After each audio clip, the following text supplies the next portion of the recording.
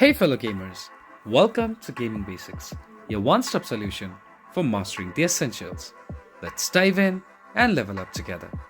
In this video, I'm going to show you how to boost your dice in Monopoly Go.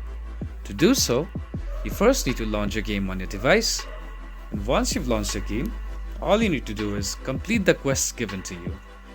As you can see, my boost is active right now, and the multiplier goes up to 100. Because of the boost. The boost will remain active until 5 minutes and 42 seconds for me. So how I got this is just by completing this quest called Cloud Cruising. I got the boost from this quest.